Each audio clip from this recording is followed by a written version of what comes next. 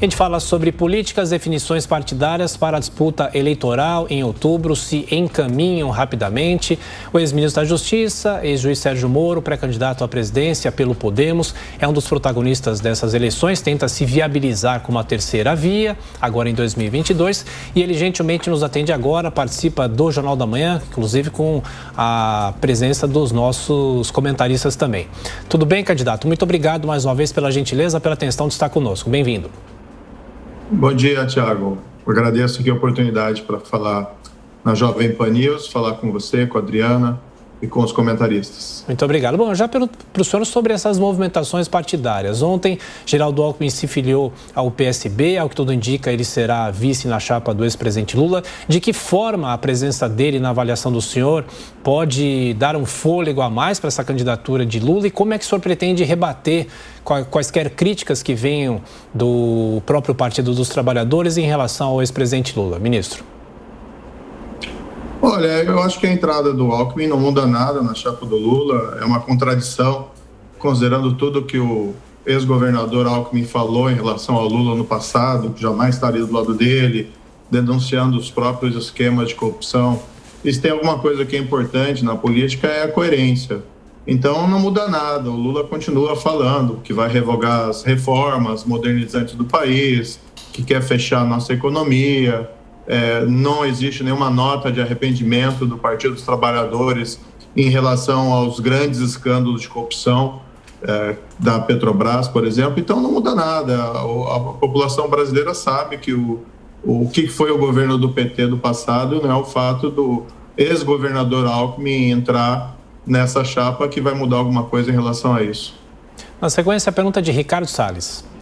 Moro, eu tenho uma curiosidade, uma pergunta para te fazer desde lá de trás, quando da sua saída do governo. Aquela sexta-feira em que você fez aquela coletiva de imprensa, traindo a confiança do presidente Bolsonaro e criando uma montanha que no final paria um rato, porque não havia fato nenhum a ser denunciado. Você foi o único ministro que saiu do grupo de WhatsApp dos ministros sem se despedir de ninguém. Por quê? Olha, depois eu mandei um recado, inclusive, me despedindo. Não tem nenhum problema pessoal em relação a você, Salles, nem nada. É verdade. Tenho visto algumas ofensas que você tem feito em relação a mim, lamento muito quanto a isso, mas eu estou com a consciência tranquila em relação à minha saída para o governo. Eu entrei no governo, um dos objetivos era consolidar o combate à corrupção e todo mundo sabe disso, e essa bandeira foi abandonada pelo atual presidente. Hoje a gente não vê a Polícia Federal é inoperante, não tem investigado e prendido ninguém por corrupção. É claro que a gente tem tido reveses, né, do combate à corrupção vindo de outros poderes, mas a gente sabe que esse governo abandonou por completo essa pauta. Agora a gente está, inclusive, vendo essas grandes suspeitas de corrupção no Ministério da Educação e isso precisa ser apurado. Então, assim, eu permaneci fiel ao povo brasileiro quando saí do governo. Fiz isso com muito orgulho. E não traí ninguém nessa história. Se tivesse ficado, sim, teria traído o povo brasileiro. Sua pergunta, Cristina Grêmio. O microfone, Cris. Porque em função... Tá me ouvindo? Eu queria fazer duas perguntas em função até dessa sua última fala, quando você fala que a Polícia Federal não tem prendido ninguém por corrupção. E a gente vê muito nas redes sociais as pessoas se expressando e dizendo não prende ninguém por corrupção porque não há corrupção ou não prende ninguém porque não trabalha, porque a gente acompanha operações da Polícia Federal e inclusive há o famoso Covidão aí, em andamento, espera-se sim que sejam presos os responsáveis por desvio de recurso da saúde nos estados e nos municípios durante a pandemia. Essa é uma pergunta, então. E a outra é em relação à condenação do ex-coordenador da Lava Jato, Deltan Dallagnol, a pagar indenização por danos morais ao ex-presidente Lula. Como que você, como ex-juiz desse caso, vê essa condenação? Olha, essa condenação é um absurdo, é um tapa na cara dos brasileiros. A gente sabe o que aconteceu no caso da Petrobras e agora a gente vê quem combateu a corrupção, quem se sacrificou, que o Deltan fez não foi isento de riscos em relação tanto à carreira dele como em relação à própria integridade dele. Ele agora sendo punido por ter feito a coisa certa, por ter feito o seu trabalho. Então isso reflete muito o estado atual do Brasil, no qual foi completamente abandonado o combate à corrupção. Eu posso fazer um desafio aqui. Alguém se lembra o nome de uma pessoa relevante que foi investigada e presa por corrupção durante todo o ano de 2021 ou nos últimos 12 meses? O que a gente está vendo dos três poderes, parte do Supremo Tribunal Federal, de parte do Congresso e do governo Bolsonaro, é um completo abandono das bandeiras anticorrupção, inclusive muitas delas que levaram à eleição do presidente. O presidente hoje está abraçado por centrão político, inclusive com Valdemar da Costa Neto, que foi condenado por corrupção no caso do Mensalão. Então, não é que a corrupção não acabou, evidentemente. Ninguém é ingênuo no Brasil para acreditar nisso. Teria que ter acabado no governo federal, teria que ter acabado nos governos estaduais, teria que ter acabado em todos os governos municipais. A corrupção está aí, a gente está vendo os escândalos. Que história é essa, por exemplo, do tal do pastor que é indicado pelo presidente para intermediar verbas do MEC e pessoas que aí estariam pedindo, inclusive, suborno para fazer essa intermediação. Dinheiro público não se brinca, não se pode ser desviado. Agora, o que eu posso dizer é o seguinte: eu sou o único pré-candidato à presidência da República que está levantando essa bandeira. Eu sou o único pré-candidato à presidência da República que está falando, olha, nós temos que ter autonomia da Polícia Federal, nós temos que acabar com o foro privilegiado, nós precisamos voltar até a execução da segunda instância, a gente precisa virar esse jogo, porque a gente não quer que o Brasil se transforme em um país de bandido, em uma terra sem lei. E essa é uma bandeira que transcende as questões eleitorais aqui desse ano. Nós, brasileiros, não podemos abandonar essa luta. Avançamos tanto durante a Lava Jato, e não é só combate à corrupção, é aquela ideia, né, que é fundamental de uma democracia, da gente ter um governo de leis, da gente ter um governo íntegro, da gente ter um governo honesto. E para isso a gente precisa recuperar o combate à corrupção, que foi, sim, isso todo mundo sabe, abandonado pelo governo Bolsonaro. Não é o único culpado? Não é o único culpado, tá? Como eu disse, os outros poderes têm a sua parcela de culpa, mas é evidente que esse governo abandonou por completo a luta contra a corrupção. E, ministro, o senhor reforça que é pré-candidato, quando deve oficializar que vai concorrer à presidência? Isso é certo? Poderia eventualmente abrir mão dessa condição para apoiar um outro candidato na terceira via? E já escolheu o vice do senhor? Qual característica esse candidato da terceira via deve ter para conquistar eleitores que Bolsonaro e Lula não apresentam? Tem que ter firmeza de princípios, firmeza de valores, tá? Tem que ter um histórico e uma credibilidade que confirmem esse fato, mas tem que ser uma voz moderada na política. O brasileiro está cansado dessa polarização que não nos leva a lugar nenhum. Eu vim agora em visita, estou visitando a Alemanha, nós estamos conversando aqui com políticos, com empresários, com autoridades, e a imagem do Brasil no exterior está muito ruim. Isso traz uma série de impactos negativos para o Brasil, inclusive dentro do nosso comércio. As pessoas simplesmente não entendem como é que o Brasil pode estar preso nessa polarização que é insatisfatória não só para nós, mas inclusive em relação à posição do Brasil no mundo. A gente pode dar um exemplo aqui. Hoje o tema central na Europa é, por evidente, a guerra na Ucrânia, né? E os países europeus estão claramente solidários, salvo ali Belarus, ao que acontece na Ucrânia, ao sofrimento do povo ucraniano. E a gente não vê do Brasil uma posição clara. A gente não vê do presidente da República do Brasil uma posição clara condenando essa invasão. A gente não vê do oponente, do Lula, uma posição clara contra essa invasão, porque o PT padece desse anti-americanismo infantil. Agora é sintomático, é estranho ver que os dois espectros políticos, os extremos, né, tanto o Bolsonaro como o Lula, são incapazes de condenar a invasão da Ucrânia pela Rússia. Claro que a gente tem interesses comerciais, é claro que a gente quer ter boas relações com todos os países, mas será que a gente não consegue, numa situação dessa, dar uma declaração clara em favor da soberania de um país invadido? E será que isso não deteriora nossas relações com países que nós queremos estar próximos? Veja, por exemplo, aqui um dos temas que nós temos conversado sobre a importância para o Brasil de ter a ratificação do Tratado Mercosul-União Europeia. Isso é importante para abrir mercados no exterior para os nossos produtos, especialmente para a nossa agropecuária. E o que a gente tem ouvido aqui, Adriana, na Europa, dos autoridades alemãs, principalmente dos parlamentares, é que enquanto for o governo Bolsonaro, é muito difícil que isso aconteça, porque a imagem está muito negativa. E essa posição atual de não condenar claramente a invasão da Ucrânia, tanto por Bolsonaro como Lula, não gera uma perspectiva positiva em relação a esse tratado. Esse é um dos motivos que a gente veio para cá para dizer, olha, o Brasil é melhor do que isso.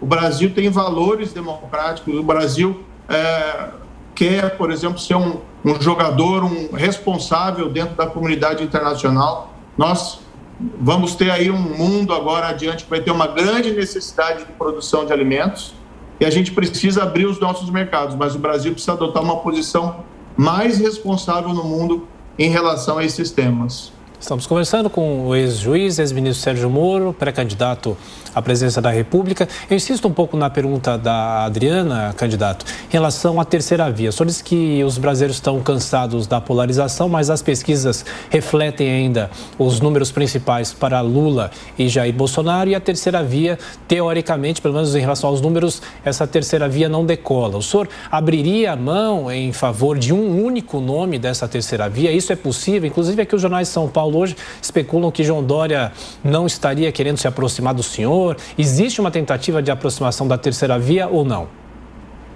Claro, Tiago, eu tenho conversado com a Simone Tebet, tenho conversado com o Bivar, eu tenho conversado com o Dória, eu só não faço um grande alarde em relação a isso, porque essas conversas estão ocorrendo para composições. Mas há, sim, uma grande possibilidade de haver uma unificação desse centro democrático. Os termos em que isso vai ocorrer ainda estão sendo objetos aí de negociações e de conversas, mas nós sabemos da importância que o centro se una para poder vencer esses extremos. O brasileiro tem uma natureza naturalmente moderada, o brasileiro não quer viver nesse estado permanente de brigas.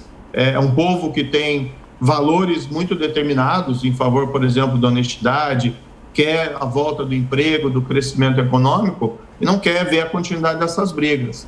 E acha que essas paixões muitas vezes viram uma espécie de um fla-flu, não devem comprometer a solução dos nossos problemas. Então, sim, nós temos conversado e há essa possibilidade. O que nós temos hoje na pesquisa, hoje saiu inclusive uma nova pesquisa do Exame IDEA, é que eu me coloco em terceiro lugar na corrida eleitoral, tá? E à frente dos outros candidatos da terceira via. Então, essa discussão evidentemente passa, né, pela minha presença nesse debate. Nós estamos conversando. Vamos lembrar aqui que é importante, nós estamos em março, né, as eleições são em outubro. O que não existe é nenhuma definição, ninguém ganha a eleição em março. Nós vamos ter um grande espaço aqui para discutir. E a sensação que eu vejo, principalmente da grande maioria dos brasileiros, é essa insatisfação. Normalmente até a escolha de um extremo em detrimento do outro é porque você pergunta para alguém, por que você vai votar no Lula? Porque eu não quero o Bolsonaro. Por que você vai votar no Bolsonaro? Porque eu não quero o Lula. O Brasil é melhor do que isso. E isso que a gente está fazendo durante o país, estamos ainda falando sobre o que a gente quer fazer, sobre o que a gente pensa, sobre os nossos projetos, assim como agora a gente está fazendo essa viagem internacional para falar que existe um outro Brasil, com um pensamento diferente, um Brasil que quer se alinhar, sim, aos países das democracias ocidentais, com as quais nós partilhamos esses grandes valores fundamentais da democracia e que a gente precisa, sim, se posicionar claramente quando um país tem a soberania violada por outro. Há um grande espaço para uma candidatura, não sei se o termo a melhor aí seja realmente terceira via, mas há um grande espaço para uma candidatura que não seja desses extremos políticos em relação aos quais nós estamos profundamente cansados e já sabemos que não resolvem os nossos problemas. Um é um governo do passado que deu errado e manchado por escândalos de corrupção, e outro é um governo do presente que nos entregou estagnação econômica, isolamento no mundo, sem falar no desmantelamento em relação ao qual ele é também responsável do combate à corrupção. Não é isso que os brasileiros querem. Continuamos conversando com o ex-juiz Sérgio Moro aqui na Jovem Pan, 8h15. Repita. 8h15. Fazendo mais um giro com os nossos comentaristas também. Na sequência, a pergunta de Ricardo Salles.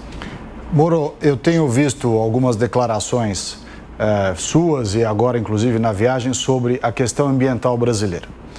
E eu me recordo bem que, por ocasião das reuniões ministeriais, esse assunto ambiental foi tratado inúmeras vezes. E foi tratado da seguinte forma: as questões criminais relativas aos ilícitos na Amazônia deveriam ser combatidas pela Polícia Federal, por quanto fossem crimes, com apoio ao ICMBio, ao IBAMA, e, por outro lado, fazer, ao mesmo tempo, como solução de longo prazo, regularização fundiária, pagamento por serviços ambientais, também incentivar a bioeconomia, né, e fazer o zoneamento econômico ecológico. Eu queria saber qual é a sua fórmula para resolver o problema da Amazônia. Bem, quando eu fui ministro da Justiça, a Polícia Federal sempre teve autonomia para fazer o seu trabalho em relação à repressão de crimes ambientais. Inclusive, nós investimos em aprimorar o monitoramento via satélite para habilitar a Polícia Federal a fazer esse tipo de atividade. No entanto, hoje, o que a gente acabou assistindo durante esse governo foi um aumento do desmatamento e da destruição ilegal da Amazônia. Isso, inclusive, aliado a um discurso absolutamente equivocado do presidente da República, Bolsonaro, acabou, inclusive, prejudicando a nossa imagem no exterior. Aqui na Alemanha, conversando com os parlamentares, como eu disse, se percebe o grau de deterioração e como isso tem prejudicado a visão que as pessoas têm sobre o Brasil, que consequências práticas. Em parte, o acordo hoje entre Mercosul e União Europeia está parado, né, por conta da atuação desse governo. Ele foi assinado no começo desse governo, isso foi algo digno de mérito. Na época, todo mundo elogiou, eu, inclusive, elogiei, mas a ratificação desse tratado está distante, porque hoje o Brasil, infelizmente, está sendo visto no exterior como um vilão ambiental. E, às vezes, uma responsabilização equivocada, absolutamente injusta, da agropecuária brasileira, né? E a agropecuária brasileira que produz e exporta está muito distante lá da Amazônia. Mas indo ao problema prático, o que nós temos que fazer? Nós precisamos, sim, reduzir o desmatamento, a destruição ilegal. Isso muda pelo... nós temos que ter uma repressão mais forte, isso envolve a polícia, mas envolve também um fortalecimento que é necessário do IBAMA e do ICMBio, que foram, infelizmente, enfraquecidos, né, durante esse governo, e nós precisamos buscar estratégias de desenvolvimento sustentável. No fundo, o que nós precisamos fazer? Nós precisamos utilizar a Amazônia como um trunfo perante o mundo, para que nós possamos nos colocar como uma liderança mundial responsável, né, para a preservação da Amazônia, sim, mas também para atrair investimentos para garantir ali o desenvolvimento sustentável da região. Ministro, a gente só para registrar aqui, grande potencial. Estamos aqui na Jovem Pan, 8 horas e 18 minutos. O senhor está respondendo a pergunta de Ricardo Salles sobre a Amazônia. Pode continuar, por favor. Isso, a gente tem um grande potencial de desenvolvimento aí do mercado de crédito de carbono, porque o mundo está preocupado com as consequências da mudança climática. E a gente pode, sim, a gente tem que cobrar. Vamos preservar a Amazônia, sim. Agora, a gente quer parcerias, a gente quer investimento, a gente quer que esse mercado de crédito de carbono seja desenvolvido. Agora, a gente não pode utilizar a Amazônia como uma espécie de refém. Ou vocês nos atendem ou nós destruímos. Não é esse o discurso correto. O discurso é, nós vamos fazer a nossa parte. Agora, nós queremos, sim, que o nosso país se desenvolva e queremos ser parceiros do mundo para atrair investimentos nesse mercado de energia renovável, nesse mercado de crédito de carbono, ou seja, há uma grande potencialidade adiante a ser explorada. Mais uma pergunta, Cristina? Eu queria voltar à minha pergunta anterior, porque não só eu, como a nossa audiência, pelo que tem demonstrado aqui nas redes sociais, me mandando mensagens, inclusive, não entendeu muito bem sua resposta em relação ao atual governo ter abandonado por completo o combate à corrupção. Eu tinha perguntado se, na sua opinião, foi abandono do combate ou foi o arroxo do governo justamente contra a corrupção e pelo fato de não haver crimes no governo federal relativos à corrupção. E citei o caso do Covidão nos estados. Eu queria só lembrar que mais ou menos um mês atrás, diante da mesma posição sua, a Polícia Federal se pronunciou acusando o senhor de estar mentindo e afirmando que nos últimos 3 anos mais de 1.000 prisões foram feitas no Brasil apenas por crimes de corrupção. O senhor inclusive desafiou aí dizer nomes. Essa nota da Polícia Federal acho que poderia ter trazido a lista dos nomes de quem foi preso. Mas a gente sabe que há muitas prisões nos estados, especialmente na área de saúde. Secretários municipais, prefeitos foram presos, secretários estaduais de saúde também. Então, eu queria só que o senhor aprofundasse um pouco esse raciocínio para que a gente consiga entender qual é a sua opinião acerca do combate à corrupção e do trabalho da Polícia Federal. Adriana, são dados estatísticos. As prisões por corrupção caíram abruptamente em 2021. Essas prisões a que você se refere em relação aos desvios na área do Covid são de 2020 e muitas dessas investigações foram ainda iniciadas durante a minha gestão de ministro da Justiça e as operações acabaram surgindo depois. Em 2021, Adriana, eu duvido que você consiga nominar alguém, seja no governo federal, seja em governos estaduais ou seja em governos municipais, alguém relevante que tenha sido preso e investigado por grande corrupção. Não adianta prender lá o guarda da esquina ou um pequeno burocrata ali em alguma repartição pública. Não existe ninguém, não está havendo investigações hoje sobre corrupção. A gente vai acreditar que, de repente, a corrupção sumiu do país, não só do governo federal, mas também dos estaduais e dos municipais? É claro que isso não aconteceu. E são os dados estatísticos que apontam que as prisões por corrupção caíram abruptamente em 2021. Eu não tenho mas aqui porque a corrupção de cabeça, caiu ou porque caiu a investigação? Como? Porque a corrupção diminuiu ou porque diminuiu a investigação? Porque a gente tem uma imprensa que nunca foi diminuiu a investigação, Adriana. Que nunca cobrou tanto do governo. Diminuiu a investigação, Adriana. Ou você respondendo a Cristina, que caiu em todas as prefeituras, em todos os governos estaduais e também no governo federal. A Polícia Federal hoje não tem autonomia para fazer investigação em relação à corrupção, para pegar gente graúda. Quando se aproxima de gente graúda, normalmente o que a gente está vendo, infelizmente, é alguma movimentação lá, tem gente sendo transferida para cá ou para lá, e a coisa não anda. Claro que aqui, vamos dizer mais uma vez, há uma parcela de responsabilidade, sim, também do Judiciário, que não tem sido firme. Essa decisão contra o Deltan, como eu disse aqui, é uma afronta aos brasileiros, manda um recado muito ruim de que o crime acaba compensando e quem busca lutar contra a corrupção acaba se vendo com dificuldades, mas assim, é inegável que nós tivemos 3 trocas de diretores da Polícia Federal nesse governo, nós tivemos trocas e afastamentos de superintendentes, de delegados, e nós não estamos vendo nenhuma investigação por crime de corrupção relevante no país. Agora surgiu esse escândalo lá no Ministério da Educação, de intermediação de verbas da educação para prefeituras. Pelo que eu tenho visto, já 3 prefeitos falaram que a eles foi solicitado propina, suborno para a liberação de verbas, pessoas inclusive ligadas, próximas, pelo que diz a imprensa, ao presidente Bolsonaro. Nós precisamos ter uma investigação sobre esse fato. Eu espero que haja essa investigação e se nós, as instituições, Polícia Federal e Ministério Público estiverem trabalhando a sério, é importante que esse trabalho gere resultados. Nós hoje vemos uma situação de completo abandono do combate à corrupção. Foi, aliás, o que permitiu o retorno à política do presidente Lula, do ex-presidente Lula. Foi esse ambiente leniente contra a corrupção que favoreceu o ressurgimento do Lula, o que diz muito a respeito do que está acontecendo no nosso país. Agora, eu não vou ficar chorando nos cantos ou me lamentando. O que a gente tem que fazer, sim, nós precisamos dar a volta por cima.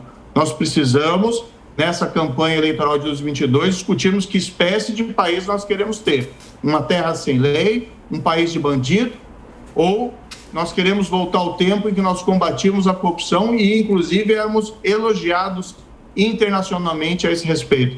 Um período que o brasileiro tinha orgulho de dizer que era brasileiro, porque nós estávamos combatendo aqui internamente a corrupção. É isso que nós precisamos voltar a ter no Brasil. Candidato, rapidamente o senhor respondeu a Cristina. Agora, a última pergunta da Adriana. Adriana. Então, ok. Ministro, por favor, ontem o senhor rebateu uma declaração do ex-presidente Lula falando sobre a crise dos combustíveis, falando que não engane, não subestime a inteligência do brasileiro. O senhor é a favor da privatização da Petrobras? Como o senhor tem visto a situação do petróleo no mundo, especialmente aqui no Brasil? Sou favorável à privatização da Petrobras. O Estado tem um papel regulador do mercado, mas pode diminuir a sua participação na produção de bens e serviços. No fundo, a questão do preço dos combustíveis é bastante complexa para ser resolvida. Nós temos esse cenário de aumento dos preços mundiais. Mas estaríamos melhores se o governo atual não tivesse deixado a inflação se descontrolar. Porque o problema hoje não é só o combustível. O problema hoje aparece quando a gente vai no supermercado. Não é só o preço da gasolina que subiu, é o preço também dos produtos alimentícios.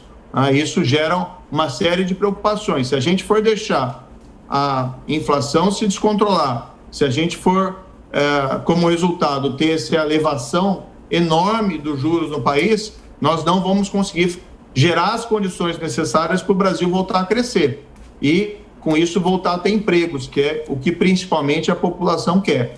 Então, sim, nós precisamos retomar o crescimento econômico com responsabilidade social, com responsabilidade fiscal, e precisamos ter políticas econômicas sérias que não coloquem os nossos cofres públicos reféns desse centrão político.